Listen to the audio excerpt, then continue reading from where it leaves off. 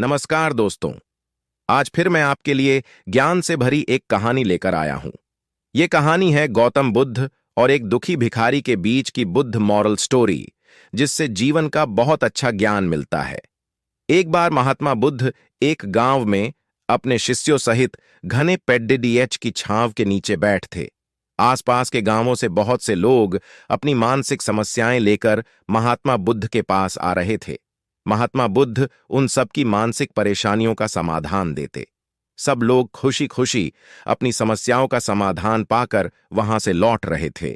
वहीं से कुछ दूर बैठा लोगों को बुद्ध के पास जाते देख एक दुखी भिखारी अपने भाग्य को कोसता हुआ यही सोचने लगा कि अभी कुछ देर पहले तो ये लोग दुखी मन से मुंह लटकाए उन महात्मा के पास गए थे, और अब इतना खुश होकर कैसे वापस लौट रहे हैं। आखिर माजरा क्या है? जरा मैं भी जाकर देखूं कि वो महात्मा ऐसा कौन सा खजाना बांट रहा है इन लोगों को। वे इतने प्रसन्न हुए कि उनके चेहरे लाल हो गए। जब वो दुख भिखारी कुछ नजदीक गया तो उसने देखा कि ये महात्मा तो लोगों को प्रवचन देकर लोगों के दुख का निवारण कर रहे हैं।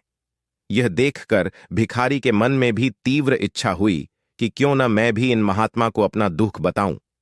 मुझे भी अपने दुख का समाधान अवश्य मिलेगा। बस फिर क्या था।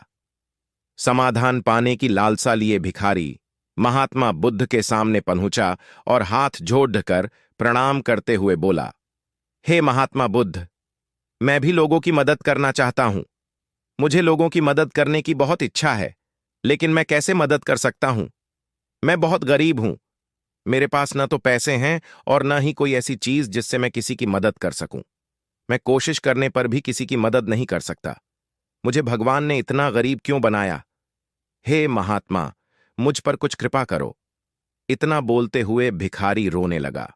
महात्मा बुद्ध बोले, आप बहुत अज्ञानी हैं, क्योंकि आप अभी तक इस भ्रम में जी रहे हो कि तुम्हारे पास कुछ नहीं, जबकि दूसरों को कुछ देने के लिए तुम्हारे पास बहुत कुछ है। तुम बिना धन और वस्तु के भी दूसरों की मदद कर सकते हो।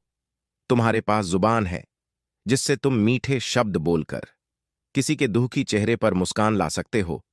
इन्हीं शब्दों की ताकत से तुम किसी के भी टूटते हौसलों को फिर से मजबूत कर सकते हो। इन शब्दों की शक्ति से आप किसी के भी मन में सकारात्मक विचारधारा के बीज बो सकते हैं और उसे गलत रास्ते पर जाने से रोक सकते हैं। तुम्हारे दो हाथों से किसी भी कमजोर या लाचार व्यक्ति की सहायता कर सकते हो। आपके दो आंखें किसी अंधे को रास्ता दिखा सकते हैं। तुम किसी के लिए दुआ कर सकते हो। यह हो सकता है कि उनके बुरे काम फिर से हो जाएं। आप किसी के अच्छे स्वास्थ्य की कामना कर सकते हैं, लेकिन अज्ञानतावश तुम अब तक इस बात को समझ नहीं पाए और इस भ्रम में अब तक जीते रहे कि तुम्हारे पास मदद करने के लिए कुछ नहीं। किसी की मदद करने के लिए धन और वस्तु का होना अनिवार्य नहीं है। बिना धन और वस्तु के भी हम कई प्रकार से लोगों की मदद कर सकते हैं।